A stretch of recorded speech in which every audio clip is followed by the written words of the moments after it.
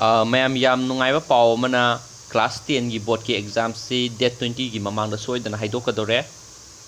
akaknaba source ama fange ko aduga class 11 da tamnanabagi damakta common entrance test and CET have exam do hazik form hangsit tagi laktore ko exam thanabagi damakta exam result haidoktraga ju si exam thaba yani ko aduga date 13 dagi form thaba horani aduga akupa marol du loina pizarage mathang loifu yengminarasi ko mayam Manipur top channel dagi video amda update tawjage aduga mayam sigi main oina aina ngasi sariba video si haidi yamna nungaiba pawni mayam ko haidi class 10 gi exam result se date 20 gi mamang da haido ani haire haidi akaknaba source ama paw ma phangi mayam ko tang aduga maru oina semi si video sina exam result si class 10 gi ayam se khotpal oin loire date 20 gi mamang da haidok nei haina sem saba hokre aduga kanogi oina mayam haji class 11 gi entrance test ama leina ko adu sangbagi officially oina notice tawreba notify ngasi notice thokraba adu do haidi my CET do common entrance test haina class 11 tamduba kangu gi thaningba kangu haidi exam haidok tudina haidok taraga su sigi entrance test se yawbiya neba megi tang 16 degi form thaba hawdureba ko aduga moigi sigi megi tang 16 de form thaba hawduramnina moina haisna mu exam si megi date 20 gi mamang ko haidi maybe date 15 16 side around side adum haidok pa yabi sang wang ma aduga magi aina haji hakiba class 11 da tamnabagi damakta common entrance test to magi form si megi tang 16 degi thadoreba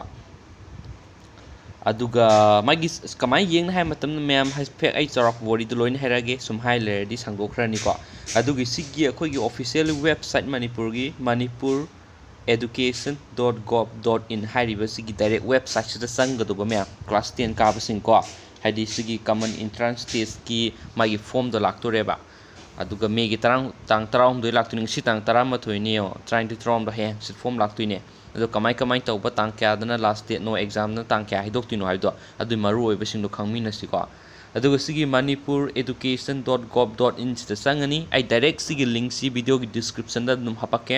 sida sanga matung da myam khoina sang doi si sum singthar kana singa si notice tok da ngai date 11 ngasi notice tok pane sida thoi thai che mya sorry siga khoi gi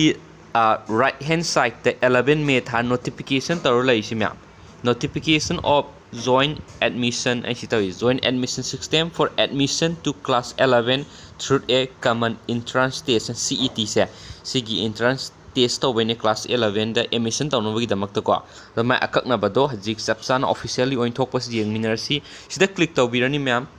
sida once click to bulora matung da se notification for joint admission system for admission to class 11 through a common entrance test CET hain thai sida laire adu mai gi makha da ma'am ubibra sida notification CET 2019 si thai si se sida click to bidu ma'am ko si mamang click to mo sat loiba notification je pamina se veje notification CET 2019 sida click to bidu ma'am aduga aina hazik download tawre parambai ne adu hazik download tawre open tawre si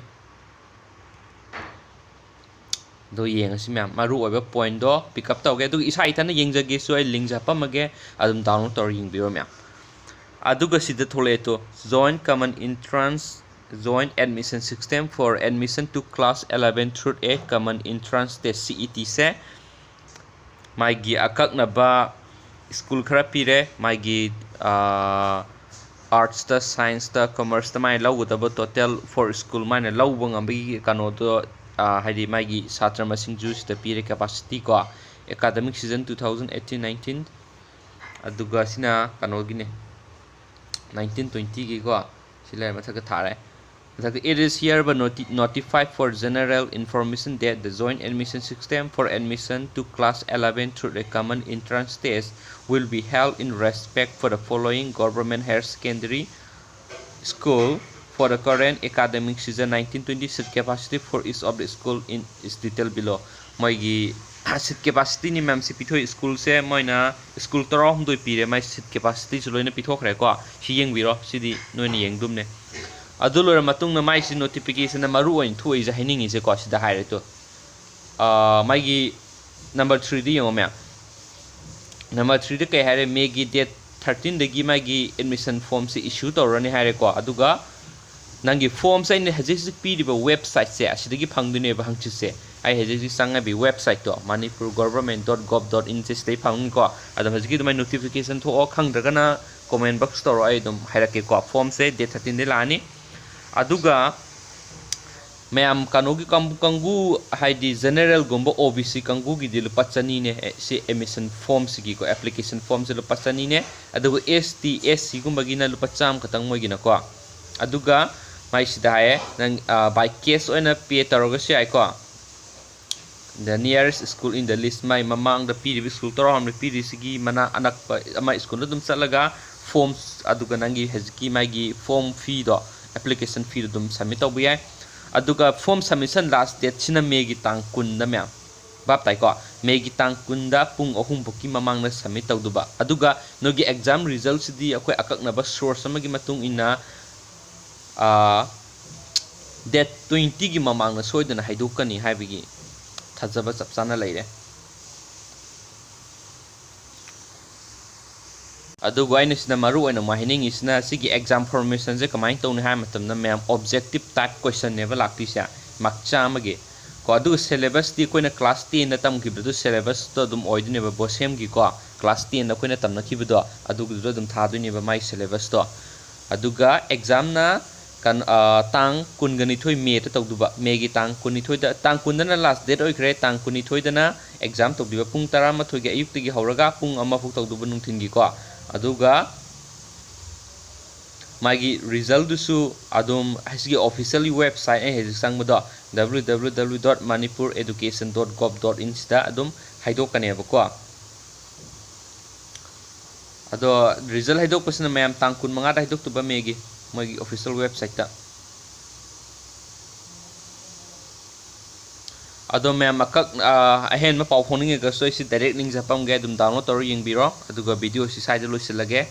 aduga mayam video si kano toraga di like to biramo ko aduga thank you so much guys bye for now bye bye